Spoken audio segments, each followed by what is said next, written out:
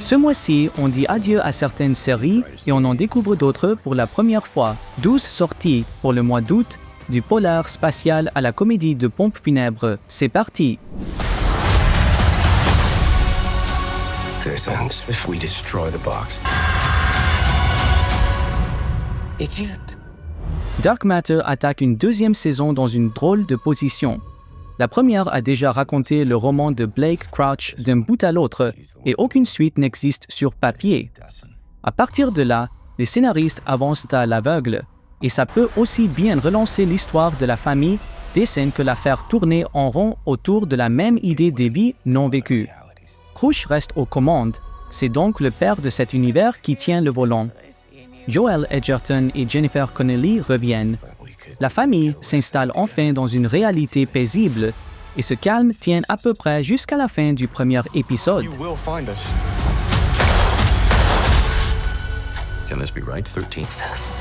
Yeah, we can. You think that you could manage the consequences? In brightest day, evil's might. Beware my power. Lantern arrive par où on ne l'attendait pas. Oubliez le feu d'artifice cosmique au rayon vert. On nous promet un polar sombre, plus proche de True Detective que de la bande dessinée, dans la veine du film noir à la Melville. Le vétéran Hal Jordan et le bleu John Stewart enquêtent sur un meurtre au fin fond de l'Amérique rurale. Kyle Chandler et Aaron Pierre portent l'ensemble et parmi les auteurs, on croise Damon Lindelof et Tom King. La carte de visite a de l'allure. 2 bémols quand même, c'est l'une des premières grosses pièces de l'univers DC relancé, avec tout le flou de la fusion des studios qui plane au-dessus. Et le marketing a semblé nerveux, mettant les bandes annonces en ligne pour les retirer ensuite sans un mot. The ring's always been mine.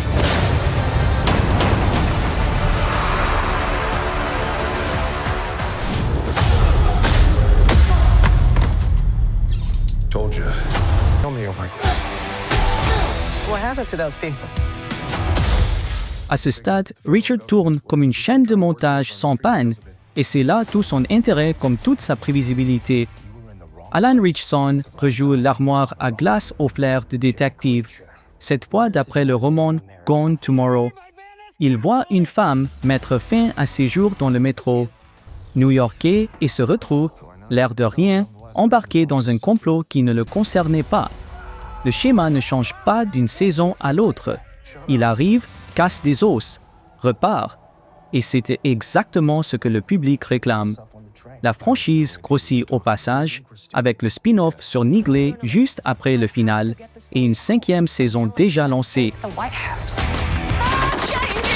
He's on the run.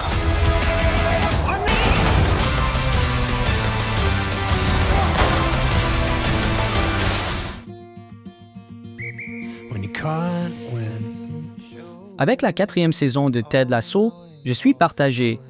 La 3e a bouclé l'histoire avec un tel soin que tout de suite risque de brouiller une fin presque parfaite. Sudeikis revient, mais l'intrigue bifurque. Ted entraîne désormais une équipe féminine de 2e division, et ce n'est déjà plus la même série, plus tout à fait l'AFC Richmond d'avant. Une partie de la vieille garde répond présent, mais Jamie Tart manque à l'appel et Anthony Stewart Head, qui jouait Rupert, nous a quittés. Le banc s'est donc sérieusement raccourci. J'aime cette série et je la veux de retour avec dignité, pas transformée en vache à lait sur le dos de sa bonne réputation. Welcome back, coach.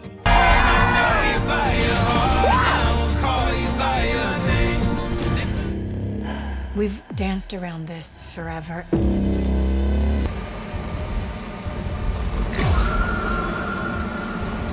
Lioness revient pile au moment où Taylor Sheridan porte une dizaine de séries à bout de bras en même temps. Et c'est la première chose qui met la puce à l'oreille. Zoé Saldana reprend le rôle de l'agent de la CIA Joe, avec Kidman et Morgan Freeman à ses côtés, et l'intrigue vire cette fois vers l'intime. Réseau caché, taupe et trahison se rapprochent jusqu'à sa propre maison. L'action n'a pas disparu. La bande-annonce fourmille de drones et d'explosions bien senties. Reste qu'avec un auteur aussi éparpillé, on se demande combien d'essence il reste pour chaque projet. Les 2 premières saisons tenaient sur le contraste entre le travail froid et le prix que Joe paie dans sa vie privée. Si la 3e appuie là-dessus, ça promet. Et si elle se contente d'ajouter des fusillades, ce sera un thriller de luxe avec des stars et pas grand-chose de plus. You must assume they have your phone, assume they have everything. I'm scared for you. I saw what he did to JJ. La 5e saison d'Outer Banks est la dernière et elle démarre le moral déjà en berne. La précédente s'achevait sur la mort de J.J., tué par son propre père, et les Pogs arrivent au fond du trou, sans trésor, loin de chez eux, la vengeance pour seule boussole.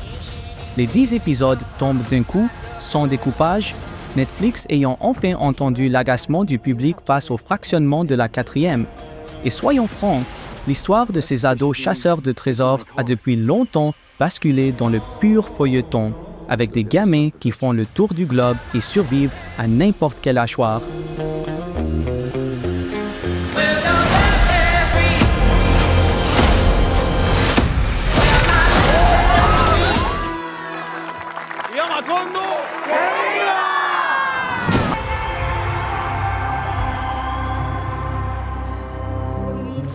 On change complètement de catégorie avec la 2e et ultime partie de 100 ans de solitude.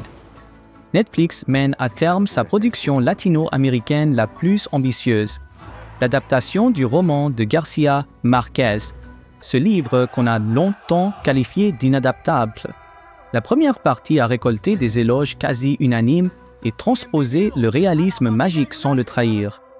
La seconde nous plonge dans le crépuscule de Macondo, la compagnie bananière, la lente décomposition des Buendia et cette malédiction d'Ursula qui tire toute la saga vers sa fin inévitable. Esto es una casa de locos.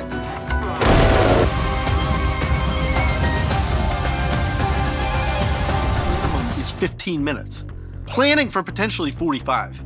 45 minutes? Who told you that? Après le monument colombien, Tears ressemble à son exact contraire, une comédie beauf autour d'un garage à moitié mort quelque part en Pennsylvanie. Shane Gillis rejoue le cousin insupportable qui pourrit la vie du gérant Will, lequel tente de sauver l'entreprise familiale. L'humour est à la truelle, parfois franchement pipi-caca, et Gillis est de ceux qui coupent le public en deux. Pour les uns, le comique de sa génération. Pour les autres, un mystère complet. La série se glisse pourtant sans faute dans les classements. La 3e saison s'étire à nouveau sur 12 épisodes et de nouvelles têtes débarquent.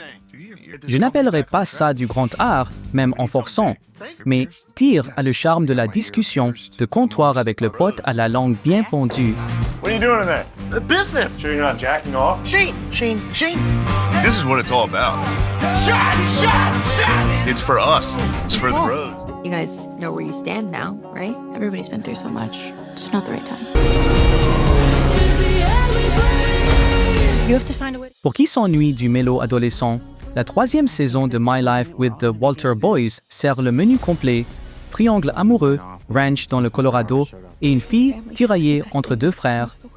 La saison passée coupait juste au moment où Jackie et Cole s'avouaient leurs sentiments sous l'oreille du 3e angle du triangle. On nous promet maintenant de pousser le feu avec en prime des courses de voitures et un nouveau membre du clan Walter. La critique la laisse dans une moyenne tout juste passable et on comprend pourquoi. Les rebondissements se voient à des kilomètres et certains dialogues semblent tirés d'un manuel de drame pour ados. Mais le public l'avale tout rond, car c'est une machine imparable à soupirs sucrés, la cousine en Santiago de l'été où je suis devenue jolie. Reminder of my old life. It doesn't have to be your old life. I used to be a different person, but then everything changed. Hungry, tired, full of hate and fury. Why? We're cats. So am I, and I'm none of them. Wagyu fat kid. How do you want to die? Big fight. Alley Cats change complètement de registre. Un dessin animé pour adultes, signé Ricky Gervais sur une bande de chats de gouttière britannique. Gervais n'a pas seulement créé la série, il prête aussi sa voix au matou principal, qu'il décrit lui-même comme un type gras, paresseux et grossier, bien moins malin qu'il ne le croit. Au fond, c'est le cocktail habituel de Gervais, venin et mélancolie, désormais en version poilue, et au doublage original, on retrouve presque toute la bande d'Afterlife. Gervais, on le porte au nu ou on ne le supporte pas pour sa manière de foncer dans le tas. Et un dessin animé n'y changera pas grand-chose. Ow! What was that for? What? I'm a cat. Wait for it. 1, 2. Yo ayer me dije, Damaso tiene más experiencia. Es como elegir entre que te mande un niño de 10 años. Encore une comédie, mais d'un tout autre goût. Le sitcom noir espagnol Date Inc. arrive à sa 4e et dernière saison. Tout tourne autour d'une entreprise de pompes funèbres et de la bagarre pour le fauteuil de directeur après la mort du fondateur. Et le sel de l'affaire, c'est que les vivants se comportent de façon plus absurde que les morts eux-mêmes. La série a débuté sur une plateforme payante espagnole avant que Netflix ne la rachète. Et, disons-le franchement, elle n'est jamais devenue le carton mondial que certains espéraient. Elle est restée un plaisir de niche pour amateurs d'humour, de bureaux bien secs en décor de morgue. On la compare tantôt à Six Feet Under, tantôt aux comédies de bureau. One day, one boom. Qué mal me cae. ¿Por qué centras en el target pequeño? Callar bocas. ¿Qué más medidas ha tomado el lerdo? Me gustaría una voz divertida. It's a story. I made it up. My Brilliant Career referme la liste. Un drame en costume australien, adaptation fraîche du roman de Miles Franklin écrit au tout début du siècle dernier. Au centre, Sibylla, jeune femme scandaleusement indépendante pour son époque. Elle rêve d'écrire et refuse tout net d'échanger ce rêve contre un beau mariage, même quand se profile le voisin fortuné et charmant de service. Ce même roman a jadis donné le film culte de 1979 qui a révélé Judy Davis et Sam Neill. La barre est donc placée haut.